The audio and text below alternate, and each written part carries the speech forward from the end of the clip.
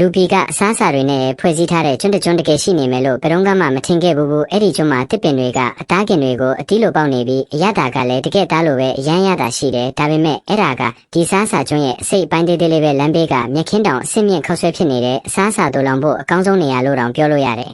ချော်ပါကပတ်ဝန်းကျင်ကိုစိတ်လှုပ်ရှားစွာကြည့်နေတဲ့အချိန်မှာပဲကြီးမားတဲ့လက်နှစ်ဖက်ကသူ့ကိုရုတ်တရက်ဖမ်းယူလိုက်တယ်သူ့ကိုဖမ်းသွားသူကအစားတောက်မှုဆိုးတိုကိုတိုကိုကတစ်ချက်ကြည့်ုံနဲ့ချော်ပါဟာအလွန်ရှားပါတဲ့ပါဝင်ပစ္စည်းတစ်ခုဆိုတာသိသွားပေမဲ့ဘလို့ရတာရှိမလဲဆိုတာတော့စားကြည့်မှသိနိုင်မယ်လို့တွေးနေတယ်ဒါကိုလူပီကလုံးဝခွင့်မပြုနိုင်ဘူးသူ့သူငယ်ချင်းကိုထိခိုက်စေတာမမြင်နိုင်တဲ့အတွက်ချက်ချင်းလက်တီးထိုးတိုက်ခိုက်လိုက်တဲ့စပိုင်းမှာတိုကိုကလူပီဟာသူ့မဲကိုလူယူဖို့လာတယ်လို့ထင်နေခဲ့တယ်ဒါပေမဲ့ချော်ပါစကားပြောလိုက်တဲ့အချိန်မှာတော့အထင်လွဲမှုကပြေလည်သွားတယ်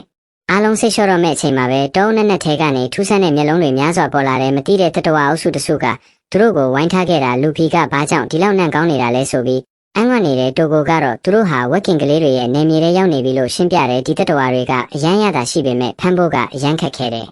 လူပီနဲ့တိုကိုနှစ်ယောက်စလုံးတွားရည်ချနေကြပြီးဝက်ကင်ကလေးတစ်ကောင်ကိုအလွယ်တကူဖမ်းနိုင်ခဲ့တယ်ဒါပေမဲ့ရုတ်တရက်မီးလောင်တဲ့အနံထွက်လာတဲ့အကြောင်းကတော့ဒီဝက်ကင်ကလေးတွေရဲ့ကိုပူချိန်တက်လာတာနဲ့အသားကသူ့လိုကျက်လွန်သွားလို့ပဲဒါကြောင့်အကောင်းဆုံးဖမ်းတဲ့ကတစ်ချက်တည်းနဲ့အနိုင်ယူဖို့ပဲဖြစ်တယ်ဝက်ကင်ကလေးတွေထက်တိုကိုစိတ်ဝင်စားတာကလူပီရဲ့ကိုဆက်နိုင်စွမ်းပဲလူပီကတော့ဒါဟာယာပါတီကိုစားထားလို့ပြောပြတဲ့တိုကိုလည်းစားချင်လာပေမဲ့လူပီကအရသာဆိုးလုံးတယ်လို့တတိပေးလိုက်တယ်အဲ့ဒီနောက်နှစ်ယောက်သားဝက်ကင်ကလေးတွေကိုစားတော့ကြပြီးအဲ့ဒီစားတော့ပွဲကနေစားပြီးအမြန်ဆုံးသူငယ်ချင်းတွေဖြစ်သွားကြတယ်တစ်ဖက်မှာတော့ဆန်ဂျီကနာမီအတွက်အထူးဟင်းတပွဲပြင်ဆင်ပေးထားပေမဲ့လူပီကချက်ချင်းလူစားသွားတဲ့နောက်တပွဲကိုတော့တိုကိုကယူသွားပြန်တဲ့နာမီကဝက်ကင်ကလေးတွေကိုထုတ်ယူသွားဖို့စီစဉ်ထားပေမဲ့လူပီနဲ့တိုကိုနှစ်ယောက်လုံးစားကုန်ပြီဆိုတာသိလိုက်ရတယ်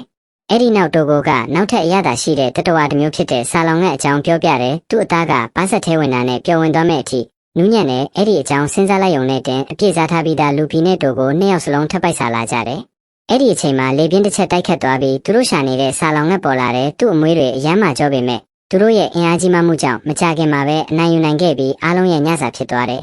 စားတော့ပြီးတဲ့နောက်အားလုံးအနားယူနေကြပေမဲ့အရေးထဲကနေတစုံတစ်ခုကသူတို့ကိုစောင့်ကြည့်နေရဆိုတာဘယ်သူမှမသိခဲ့ကြဘူးတိုက်ခိုက်နိုင်စွမ်းနေတဲ့နာမီနဲ့ကိုမဆုတို့ကိုတော့တိတ်တဆိတ်ဖမ်းခေါ်သွားခဲ့တယ်ဒီဗီဒီယိုလေးကိုကြိုက်နေတတ်တယ်ဆို like နဲ့ follow ပေးပါဦး